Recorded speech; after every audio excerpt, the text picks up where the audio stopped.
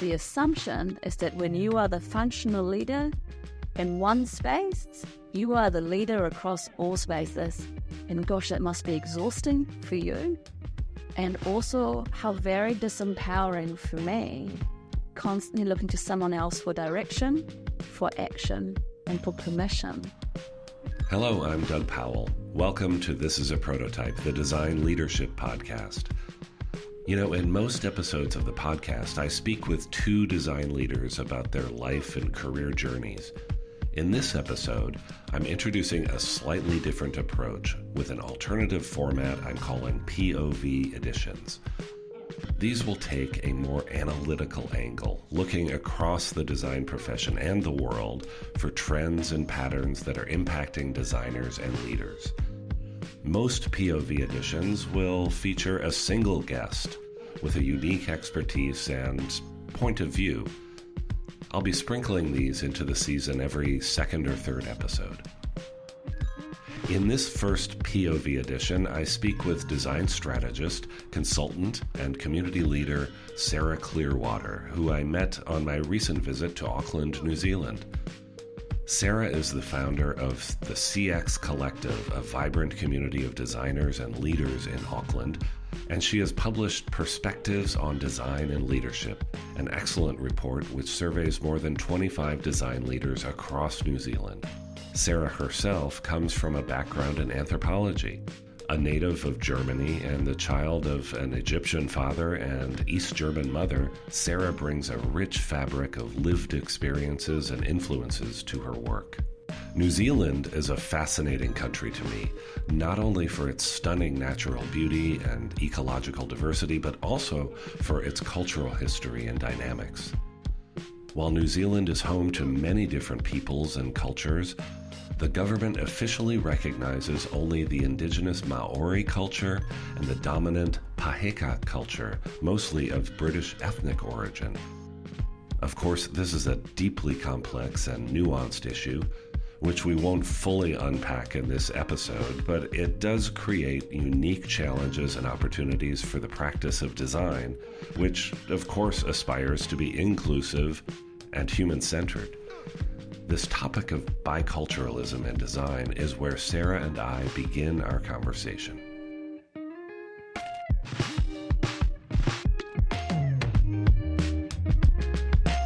And when you speak of New Zealand, I guess, or if I speak of New Zealand, I would have to acknowledge it as a bicultural nation, meaning as a nation that is culturally and legally and structurally grounded in two people coming together and trying to forge a path forward, that Indigenous New Zealanders, Māori, have centuries worth of experience and wisdom when it comes to design, that the modern day design practice is barely touching the surface of. Right. That's part of why this country is so fascinating to me, that biculturalism, and it's a complicated thing to do. What you just said so elegantly was bringing these cultures together and forging a path together forward. That's not easy. That's massively complicated, and I see that happening here with a real sense of purpose and commitment. I would say that is something that New Zealand has been in the process of evolving into and towards, based on my understanding. The notion of being in this together and we're all in the same boat is not something that has been historically encouraged. Right. And so, without going into the details of history, it's very much the commitment of a few to grapple with this challenge and see it as a vast opportunity that has led us to where we are. Yeah. And there are many organizations and many design practices, for that matter, if we stay in the realm of design, that are still living next to one another, except rather than with one another. You know, there's it's very different. And as a consultant or as a freelancer, I see, you know, moving all the way from sort of Indigenous participatory spaces where we try and co-create with what we call Pākehā and Māori, so Indigenous people, and people of the treaty or non-Indigenous people, right through to like a SaaS startup And how does the wisdom and the knowledge and the deep humanity of one, if I was to put that on a spectrum, compare with the hunger and the desire for growth and speed and scale and, recognition and status? Like, both of these and profit. How does it coexist within a 5-minute walker feature? Yeah. And how do we start? I think the fundamental opportunity that we have as the facilitators or the conveners or the space holders of conversation and localities that bring difference together. What is our role in recognizing the diversity and the richness of our complexity? Yes, right? Yes, and celebrating and elevating that 100%. Rather than trying to simplify. Yeah. And it's an and. There's a need to simplify to make things accessible, but there is a risk and a danger in simplifying and in the process re-traumatizing or recolonizing, depending on the context you sit in, the participants and the beneficiaries of the designs we are creating. And so for me, I think the thing that has really elevated my design practice is the point at which I was able to move beyond the application of the process into a critical inquiry around how that process shows up and where the ethics and values and principles and philosophies that come from, yes, expertise, but also lived experience, feed into how design shows up, how design is practiced, who gets to design, to define design, to understand what's desirable as an output. Let's cover some basics here. We're getting into some really interesting territory, but I also want to just understand where designers are working in New Zealand. Paint the picture of the professional life. So I think design is strongest in financial services. I think also because all of our financial services organisations actually are Australian with subsidiaries in New Zealand, and Australia is further ahead in the path of understanding the value of design, especially in commercial spaces. And so that's translated past into New Zealand. And you have in government, I think across all the large government organisations, from sort of the Inland Revenue Department to the Ministry of Social Development to the Ministry for Business and the Ministry for the Environment, they all have design teams, though in different permutations with different labels. But the large organisations all dabble to various degrees in and with design. I would say the startup scene is not very engaged in that, from what I can see. And I would say the general sort of technology startup is very much around technology. Less, and I guess they're smaller, they're closer to the customer, they often solve their own problems. And because scale is reduced in comparison to, let's say, Europe or North America, there's been less of a need, I suppose. So definitely large corporates, large government organizations where we see design show up most often and most explicitly. What about healthcare? Is it taking root in that sector? As a sector, definitely. And I would say, based on my observation, the maturity of practice and the explicitness of craft is substantially more advanced in the public sector, so lies across health, and then they are in the private sector. In the private sector, the conversation for the longest time, and to many extents still, is what's the ROI? And the conversation we see, or I see in the public sector, is more around the opportunity. So the conversation in private sector is about problems to solve, which is that whole makership conversation. The general tenet of the conversation in the public sector is what are the possibilities. Yeah, interesting. Yeah. What about travel, transportation, tourism? Do you see design surfacing in those areas? Obviously a big concern and a big space for New Zealand. Yeah, not so much in tourism. Definitely, so locally in Auckland, the Transport Agency and also the National Transport Agency play with the idea. I'd say that they have just managed to almost, like the infrastructure, like the bud has taken root, and whereas the other industries I spoke about previously, the roots have taken hold and the bud is growing into something more tangible. But it is there, and I think it's desperately needed. Yeah. Well, I can speak from experience.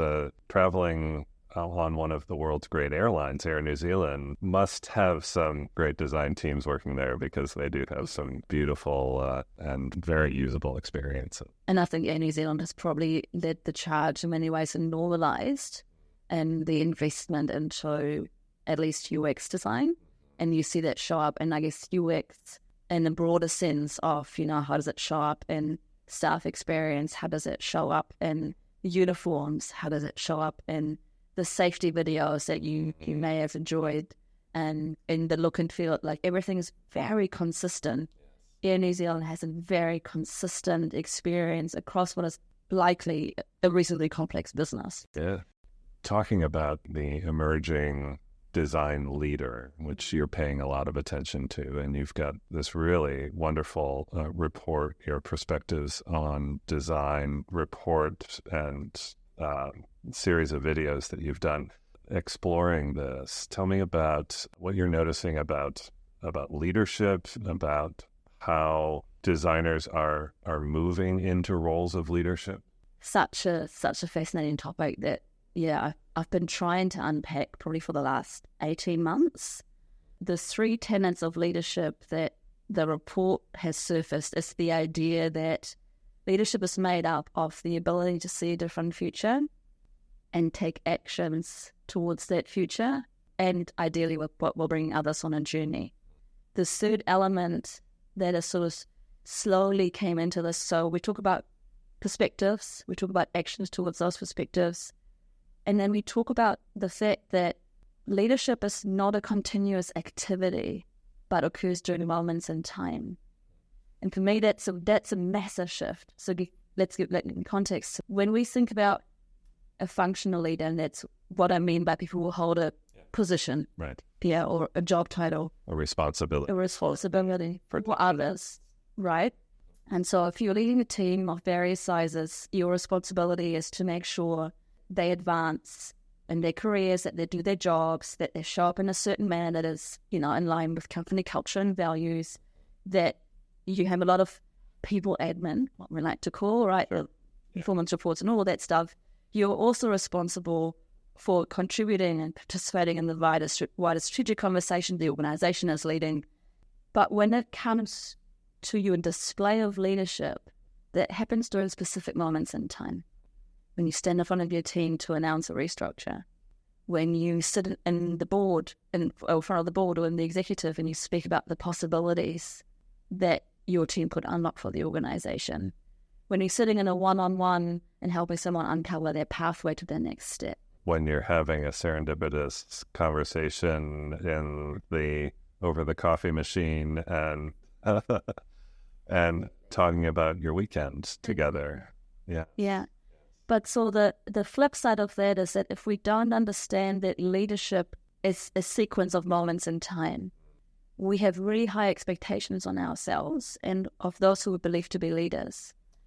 And that shows up, I think, really specifically in conversations between people you formally lead, where they go, everybody comes into a room, you're part of that, but they're waiting for you to start the meeting. When they go, I'm ready to advance my career, tell me where I should go.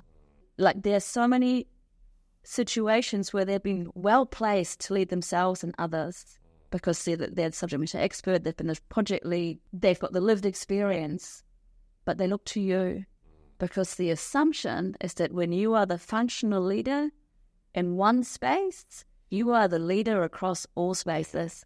And gosh, that must be exhausting for you. And also how very disempowering for me, constantly looking to someone else for direction, for action, and for permission.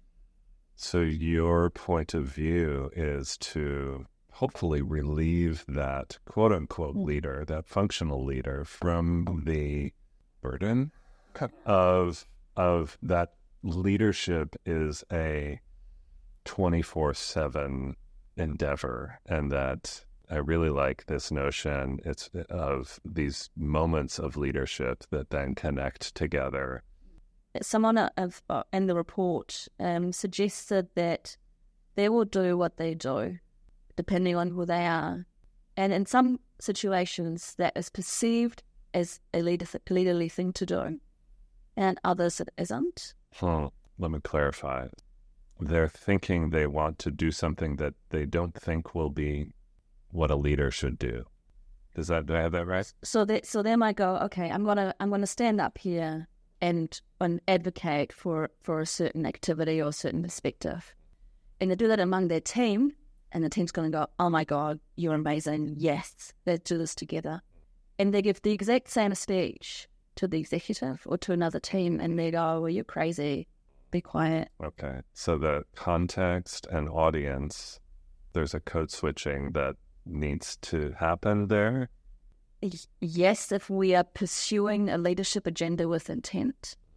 I think what I'm trying to highlight is that an element of leadership also sits in perception and the role of those who are observing you and your behavior. So if leadership is a behavior, which I think it is, we cannot disconnect our leadership behaviors from the people, the place, the conditions we are leading within. Are you speaking about leadership broadly, or is there some aspect of this that is unique to the designer as leader? I can't speak to non-design leaders or to non-design leadership because I don't feel like I have a lot of lived experience in that space. What I can speak to, where I think designers need to be aware and explicit, is that design in and of itself is a disruptor. We are coming in with a set of beliefs and tools and approaches, the vast majority of organizations, that are fundamentally different to the way business has been functioning for the last 100 years or so. So from the get-go, in a way, there is a requirement to ground into perspective, action, and opportunity, which is moments in time. If we don't commit to an element of leadership behaviors as designers, we have lost from the moment we walk into that building, because we have misunderstood the role that we're playing in the environment we're moving into. So if I think about design and leadership, or the unique positionality of designers in relation to leadership, is that it requires bravery, it requires courage, it requires humility, it requires a level of self-awareness, which is where all leadership starts. That is unlike the vast majority of other business functions. Because if I practice a traditional business function, I walk on the legacy of those who've come before me. Right. There is no legacy when it comes to design as an organizational function. There is no mental muscle that we can pull for people to remember how to behave this way. Right. We're forging a path as we're walking it. Right. And I think that's a core leadership element. And what core qualities or skills do designers have that you see that allow us to do that uniquely? I think part of the unique design skill set is that toying with uncertainty and the ability to hold things lightly, to test and learn. And I think someone said earlier this morning around, what's the feedback loop? What's my feedback loop to understand? How can I place small bets to figure out how I navigate through this? How can we move away from this is the outcome when we don't know what the outcome is going to be, and instead use the signals around us to forge a path as we're walking it? And I think that's something designers have a unique opportunity to lean into. It's not that others don't have those qualities, but I think because of our practice, our professional practice, and our tool set, and some of the philosophies and approaches we hold dear, we are uniquely positioned to work with that in a more intuitive way. Yeah. So comfort with ambiguity. Comfort with ambiguity. And helping others find comfort in ambiguity. Right. I really love your sort of approach to leadership as a practice. And somehow when I read that in your report and in your writings, it felt very like I get it now. I get it in a different way. Leadership can feel so daunting and distant and out of reach. And yet, as you described it as a practice, it was like, oh, okay, I understand how to have a practice in different ways. So can you talk a little bit about the leadership as a practice? 100%. So I think, again, if we start with the traditional ways of evolving into leadership, we think about junior, intermediate, senior, practice lead, manager. Leadership is a thing that comes into play almost overnight. We are on the tools, and then we're off the tools. Forward doer, and now we're strategically overseeing other people doing the doing. How scary, right? And it negates what we spoke about earlier. I think in that there is leadership to be found in every person if we're willing to see its potential. And it also negates the fact that if leadership is a behavior or a practice, then I'm just going to be good at it. Like, I'm not just going to start learning to rock climb and be good at it tomorrow. I'm going to fall a lot. I'm going to hurt myself. I'm going to struggle with it. Worse, rock climbing is a one-person sport. If I want to try and play football competitively tomorrow, I'm going to suck at it. And there are going to be 10 other players on the field who will be much, much better than me. And I'm going to go, not just, what's my role in this? How do I interface with them? What's my role in getting the ball into the goal? Like, there are all these assets of my new role. So if leadership is a practice and I acknowledge that, I will start my leadership practice early on before I get the team position, by dribbling, by going for a run so I can run faster, by doing all these other things. Eventually I might, try on a uniform for fit and see if I'm comfortable in it. But if we allow ourselves to see leadership as a practice, we are learning our way into it. I think it's a much gentler and much more human approach to leadership. If we expand our understanding of leadership, we also expand our ability to lead. We also expand the ways in which we can learn into leadership.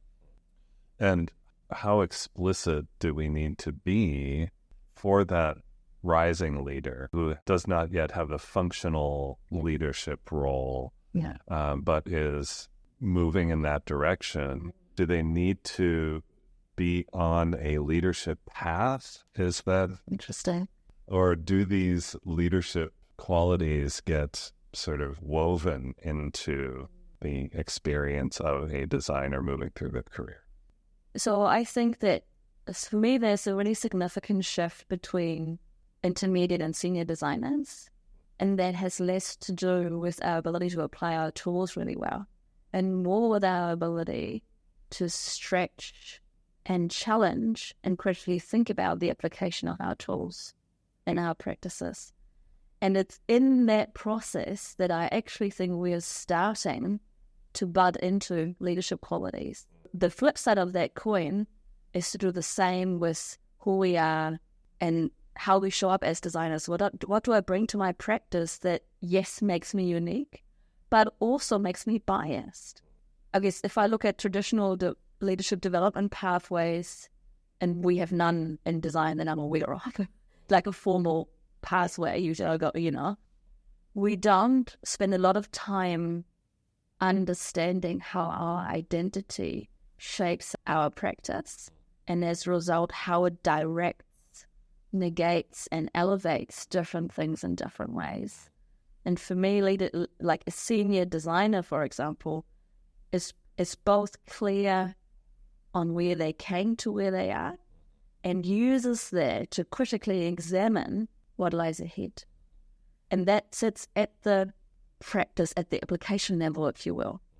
And if we do this with senior designers, when they flip into formal leadership roles, they have road-tested behavior that can then be scaled or prototyped in different contexts and with more people. And part of the challenge in all of this is that organizations are growing in unexpected ways, and we can't fully predict when that formal leadership moment is going to happen. Correct. It is always surprising and always unexpected, and that is a huge challenge. Huge. I'm thinking about two fundamental elements that will make it either easier or harder when we step into those spaces. And that is our ability to form meaningful and reciprocal relationships, and our ability to have clear and meaningful stories at hand that talk about largely our value, but in ways that others understand and can understand the answer to, how can this person or this team help me do what I need to do? And if we flip from on the tools to on the team, if you will, if we've understood and harnessed relationships across the organization and a story toolkit or a story belt that we can pull from, we are already one step ahead. If we've in that time also critically engaged with our positionality as designers and the context conditions within which we design, and therefore how we have to stretch and push our practice application to make it work, we are 2 steps ahead. So the relationship with your investors, your business leaders, your cross-functional partners, as a design leader, the relationship, which we agree is so essential, the ability to tell your story or your stories effectively is part of how those relationships are built. 100%. Yeah, 100%. And if there's one thing I'm observing when I work with sort of budding or how do you call them, like sort of transitionary people move into leadership positions, so just at that split from senior designer to first leadership, most people, when I ask them, what's your relationship with risk, with finance, with product, with development, and they go, oh, we sat in a meeting together. And I go, if you haven't got those relationships sorted in the first 12 weeks of your first new role, you will not make it to the end of the year. There's an expectation often, I think, and personally I wonder if that's overextended, but there's an expectation from team members to their leader to go, you help me grow. It's your job. You're my team leader. You're my manager. And that takes up a significant amount of time, and arguably also is a big part of the joys of being a people leader, to help others grow, right? But where is that line between setting the conditions for them to grow and for you to handhold them on that journey? And I would argue that the former is where we want to get to, but where we often end up in is the latter. And so stories and relationships are capability investments that as leaders would not just serve our teams, that will also serve our ability to lead well, because it creates time and space for us to lead and lean into the rest of the organization, which is the space where our ability to add value anchors. And we instantly, when we apply those practices, we instantly show up in a unique way. We instantly are different from how those cross-functional partners who you referenced earlier, the product teams, the product leaders, the risk, the data, the marketing, are all showing up in very different ways without compelling stories. And in many ways, they don't need to. They're not expected to. Or they're not expected to. That's a nicer way of framing it. Yeah. And as designers, a lot of our identity is linked to makership. And so when I had my conversations with the report contributors, many of them spoke about the need to show, to demonstrate, to create, to make, to evidence our value. And so in that instance, learning serves the purpose of makership. When I spoke to some of my public sector sort of colleagues, they spoke about makership in service of learning. They inverted it. Yeah. And so the outcomes that they got were fundamentally different. One is still very much a linear output-based process that serves production and problem solving. The other is an inquiry-based, curiosity-driven, more people, enabled way of navigating and pathwaying into new possibility. So the outcome in the first example is predetermined. Correct. The outcome in the second example is unknown. Yeah, it's wide open. And when you think about some of the challenges that are worth solving in our world today, none of them got answers.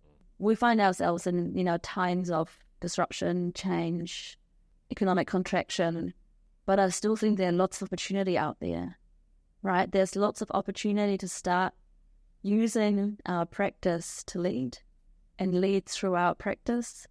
And if there's ever a time to ground in who we are and what we know and use those tools and those approaches and those ways of seeing and being in the world to drive the changes that we know are needed, now is the time to be bold, to be courageous, to put our money where our mouths are. Thank you, Doug. I really enjoyed this conversation. Yeah, really. Thank you so much, Sarah. Great to be here with you. Great to connect with your community and see your community in action here in Auckland. Really, really lovely. Thank you. Thank you. That's all for this episode of This is a Prototype, the Design Leadership Podcast. I want to thank Perrin Rowland, Chief Experience Design Officer at Westpac in Auckland, for inviting Sarah and me to the Westpac Customer Care Lab in downtown Auckland, where we recorded this episode. Thanks also to Scott Leach of Brandspeak Communications for his production assistance, and to Graham Barton for his original theme music. I'd love for you to help me grow the audience for this podcast by liking and following it on your favorite podcast platform, and helping me amplify it on LinkedIn and other social channels. I'd also love your help finding great design leaders for future episodes of the show. Please reach out to me on LinkedIn with your ideas.